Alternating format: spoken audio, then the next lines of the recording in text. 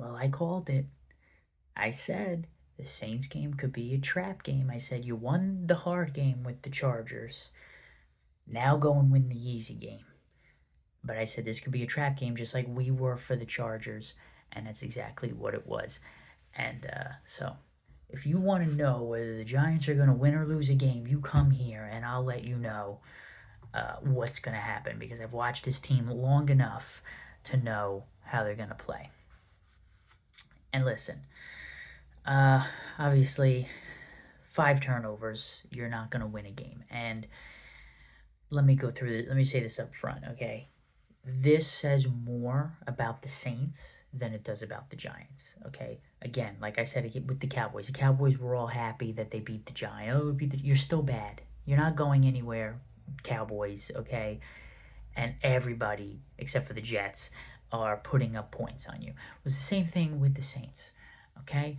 Oh, yeah, they won. First of all, okay, your quarterback is like, what, 1-11 now? So, big deal. And you won because the Giants gave you 5 turnovers, um, and you still only won by 12 points. I mean, if that was mostly any other team and they got 5 extra possessions, they would have won by like 40 points. And here's the thing, the Saints can't even do bad well, okay? Because if I'm the Saints, I don't want to win this game. What am I winning this game for? What's the point of being 1-4? That you're still not going anywhere. I'd rather be 0-5 and on our way to getting another quarterback. That's what we need. Okay, you have like a Spencer Rattler, who is probably not even a third string quarterback on most teams, and then you have like a 88-year-old rookie, I think. So there's no true future quarterback on this team. You need to get your future quarterback. So, but you can't even lose right. Anyway, the game's crazy. They won basically on, yes, the 5 turnovers, but if you really wanted to boil it down to where the biggest problems were, and I'll get into a few of the other ridiculous plays, but the two biggest problems were the fumble return by Scatterboo. He fumbles and the Saints pick it up and just run down. Because I know Dart had a fumble, which I get. What did the ball have the same butter on it that Russell Wilson's one had when he just threw it in overtime with the Cowboys? What was that? But anyway, at least when he fumbled it, they only picked it up and got it right there, and I think they only got a field goal. But with Scatterboo, he fumbled it, and they took it right back and scored a touchdown. So that was a big swing. And then the other one is when they let Snead or whatever his name is just run, and catch an 80-yard bomb. Which, come on, that's not gonna happen all the time. That is a blown coverage, not a sustainable way to run your offense. But those two plays, that's 14 points right there, and they won by 12. So, and I know the game changes based on score. I get it. So you can't just do it by points, but still, that's 14 points right there, not counting the points that the Giants lost by, like let's say we don't get in the end zone on that Scatterboo fumble, we're still going to kick a field goal and get 3 points there. But even if you don't count that, you just count the points that the Saints got off those two plays, that's 14 points. So we would have won, 14-12, had nothing else happened in the game. Anyway, so the game starts out and it looks great. We're up 14-3. I mean, Dart is just making plays, looking downfield, throwing the ball all over the place. Slayton made a nice fingertip catch. He throws 2 touchdowns. One was, and I'll give credit where credit is due, one was a beautiful pass to uh, Theo Johnson with a creative red zone play where they faked it to Scatterboo. I give them credit for that. And the other one to Theo Johnson was a tough throw, and he made a tight window throw, and he caught it, and him and Theo Johnson obviously have some kind of rapport. I'll also give them credit, great creative play call on the 3rd and 1, because you knew that they were gunning to stop Scatterboo, and he flicked it back to Dart, and, Dart underthrew the ball, okay? Now, he actually made 2 mistakes on that play. One is he underthrew the ball because I don't know if he ran out of arm strength on that or if he just doesn't understand the speed of the NFL and he's used to throwing in college. But he underthrew the ball. But more importantly than him underthrowing the ball is he threw it down the middle. And because he threw it down the middle, the safety could get back and kind of make a play. Instead, what he should have done was thrown it down but towards the sideline so that Slayton actually kind of has to run across the field so the safety would be chasing him and it'd be a lot harder for the safety to catch up then. But he just threw it right down the middle and underthrew it, allowed the safety to come and get it. On a play like that, especially when the guy's wide open, you got to just rip it. And that's another problem. This is a thing I'm seeing with Dart now, and maybe part of it is because the Giants aren't really doing a ton of design deep passes, but a lot of Dart's deep passes are very floaty. They're not like ripped in there. Like I used to say, Eli Manning, if you ever saw Eli Manning throw a deep pass in his prime, the ball would be coming in and like right when it was gonna as it was coming like turns over in the air and comes out, it would just like zip right into the receiver's hands because it just had that nice turnover zip. And I feel like Dart's passes right now are very just kind of touch pass floaty, and you got to get some zip on that. Whether or not he can, and he's just choosing to throw it that way, I don't know. But uh, a lot of his deep shots were floaty passes. Um, and so I don't know if that's something he needs to work on. I mean, it doesn't really matter right now. We don't even have a wide receiver that could go deep now. But again, that Slayton. So, all right, let's get back to the flea flicker. It was underthrown. I give a 50-50 on that. It was an underthrown ball by Dart, and honestly, for a guy who's that wide open in NFL terms, that should have been an easy play. So to make it difficult, that's on the quarterback. But at the same time, Slayton had his hands on it. You got to make that catch. You know you're this pseudo number one guy now. You got to make that catch. Not to mention the drive before, or a couple drives before, Dart actually made a beautiful throw to Slayton deep and hit him right in the hands, and he dropped that one. And then you add on the fumble that Slayton had, and it's like, what are you doing? This is where we needed you, and you had one of your worst games of all time. So that's a problem. I actually think Dart played good. I know he had that fumble again. I don't know if that's a rookie mistake or what. He had the 2 interceptions, but one interception was basically a punt, and that was the right play because it's 4th down. You got to make a play. And so he just tried to make a play, extended the play as long as he could, and he actually looked like he picked the right guy to throw to. It looked like he was coming across, and it could have been some open space. It just he kind of ran out of arm strength on the run to get it over the defender and into the open zone, and the defender picked it off. But it was fine because they got it at the 5, and had that just been an incomplete pass, they would have got it at the 40. So I'm okay with that. And then the other interception was Beaux Collins just didn't even he just gave up on the play. So the 2 interceptions were not really that big of a deal. And at that point, you're just trying to, make something happen. But the fumble was like. So anyway, if I had to grade Dart, though, I'd grade him like a B minus. It wasn't a great performance. He did have 200 yards. He did have 2 touchdowns, but you're also playing against the Saints defense. It's not that great. So I'll give him a B minus. And you know what? Here's what I'll say about Dart, and people will probably disagree with this, but when you watch him play, and yes, he's going to make mistakes. He's going to fumble. He's going to throw more picks. I'm sure there'll be another 2 that come next week against the Eagles, or up on Thursday against the Eagles. But when you look at him, he does look different than a lot of the other players on the field, right? Kind of like Neighbors, right? You watch Neighbors run a route, he does look different. Like he's got more agility and more physicality than most of the other players on the field. That's how Dart looks. In terms of playmaking and movement, it looks like he's moving in another gear than most of the other players. Now, that doesn't mean he's going to turn into Patrick Mahomes. It doesn't mean he's going to throw for 500 yards in a game. It just means he has the tools, I think, to be a successful quarterback in this league. Now, does that mean he will? No, he could be ruined by coaches, bad game plans, and all that. But I still liked what I saw from Dart, especially on those first 2 drives. And then also the Giants just got away from what they were doing. They were using a lot of tight ends. I mean, on the first drive, they threw to Bellinger twice. And then Bellinger didn't get another catch for the whole game.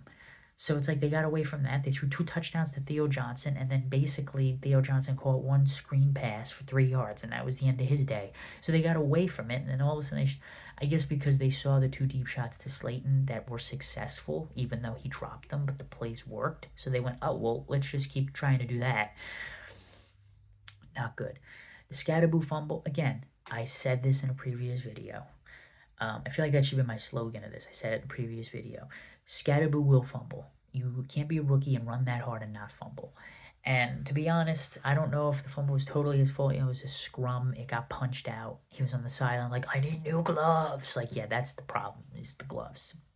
At one point, he had a stick coming out of his head. It looked like an ant. Where did he get a stick from? This is turf. How'd you get a stick in your helmet on turf? But I still like the way he runs. But again, he can't be your best playmaker, and he can't be your every down back. I think Tracy may be coming back this week. You need somebody else to change it up, to add a little bit more, because he is going to get tired. He is going to wear down. And you saw it towards the end of the game. He's not breaking as many tackles as he was. I like the passion and stuff, but... So I said this could be a trap game for the Giants. This is what they've done. I mean, this is what they've done all the way back into the Eli Manning era, where a lot of times they would play down to their opponent. And so they lost. And the secondary, like, I know people want to burn the secondary. Oh, it was blown coverage on that 80-yard touchdown. And just even throughout the game, Spencer Rattler had a lot of those, mid throws that just wears the coverage. Listen, I agree. The secondary is bad. But the Giants have never had a good secondary. I don't know what it is. They cannot, cross regimes, even in the Eli Manning era, they cannot hit on a cornerback. I don't know what safeties, they're hit and miss. Okay, they did have Collins, right? They had McKinney. We've had some safeties here, but in recent history, like over the last 20 years, who's the best corner the Giants have ever had? Like Corey Webster, and he was only good for like 4 years, and that was it. We've never Prince Amukamara. We tried to get him. He didn't work out. There was one time we had Sam Madison, who was like 38 years old when he was on the team. Um, in the Kerry Collins era, we had Will Peterson and Will Allen. They were horrible. They were fast, but that was all they were. They were horrible at coverage and everything. So we've never had a great set of cornerbacks. And therefore... And linebackers, too. I mean, we've had a few good middle linebackers. Antonio Pierce, Blake Martinez. I think Kawika Mitchell was pretty decent. But as far as a set of linebackers, can't hit on linebackers, whether it be free agency or in the draft. We can't hit on cornerbacks. I don't know what it is. Maybe it's playing in MetLife Stadium. I don't know. Pass rushers, defensive line, we seem to get right. So that's always going to have to be the ingredient to a good defense. And for some reason, this week couldn't get the Spencer Rattler. They threw the ball out fast and all that. So, yeah, and now Slayton, he must have injured himself playing so badly. So now we don't know what's going on with him. The Giants need to do something at wide receiver. And it doesn't mean, oh, they got to go find a number 2 guy, a guy who could be number 1 right now and then number 2 when Neighbors come back next year. Trade for a guy. No. But you need depth. You need that. I mean, right now, like if Slayton can't go on Thursday, like the number 2 wide receiver is going to be Gunnar Olszewski, who's a career kick returner. That's going to be your number 2 receiver. And your number 1 receiver is going to be like Wan'Dale Robinson. You need depth. You need bodies, okay? So I don't know who's on the practice squad. Little Jordan Humphrey, but I don't know who's out there on free agency. I know Odell Beckham, but I don't think he wants to come back. And it's not about we got to, Odell Beckham now is not going to be a playmaker, which I did say. But now you just need bodies. Do the Giants even have enough guys to line up 3 or 4 wide receivers? Not counting Jalen Hyatt, because I don't count him. He's basically the water boy now that they put a uniform on. So I don't know.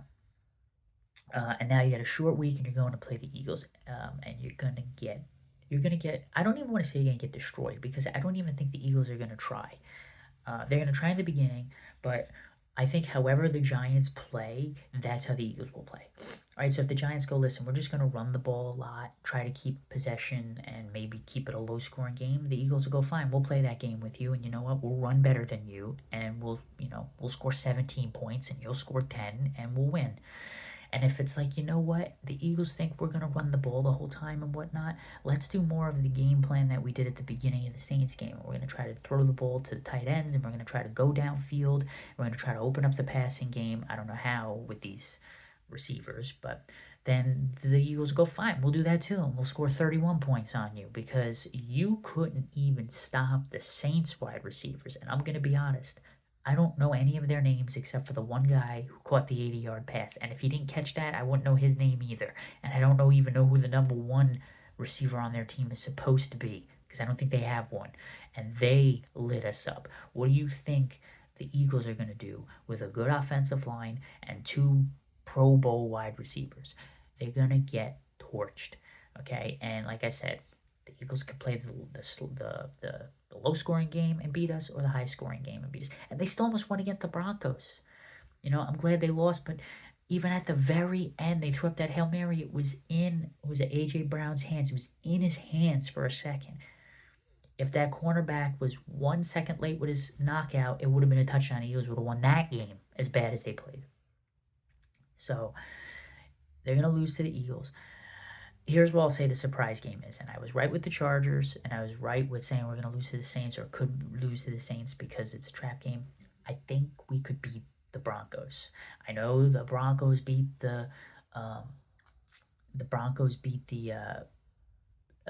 just beat the Eagles. I don't know. Something about the Broncos, though, they're kind of like they could be good or they could be bad. It depends on how they're feeling that day. So there's an opportunity there on any given Sunday where we could beat the Broncos. You heard it here first. So we'll see. And again, Chargers lost, so get prepared. One more week of the Chargers playing like this, and the Chargers will be in the garbage bin. They'll be like, oh, well, the Chargers are a bad team, so that's why the Giants beat them. It wasn't there. The 3-0 was fake. They're not really that good. So we'll see. And just a quick tidbit at the end, the Colts put up 40 points again. Daniel Jones had a pretty good game again. Now, I will say that the teams that Daniel Jones has played so far, other than maybe the Broncos defense, haven't really been that great. So, but the Saints are doing what you do against not great of the Saints. The Colts are doing what you do against not great teams, which is you blow them away, which is something that Daniel Jones did not do here, okay? We had played not great teams here, and you know what we do when we play not great teams here, like the Saints? We either lose to them or we play the game really close, where we win by maybe a field goal, okay? But all of a sudden there, he plays really bad teams and he blows them away. And if you watch, again, he's still doing Daniel Jones things. Okay, he's holding the ball for a long time. He's throwing to his first read. He still doesn't have a great deep ball. Okay, the difference though is the coaching is better. I don't want to say the weapons are better, but they have a better feel for where to be on the field, and it's working. Will it work for the whole season? We'll see. But yeah. So that's that.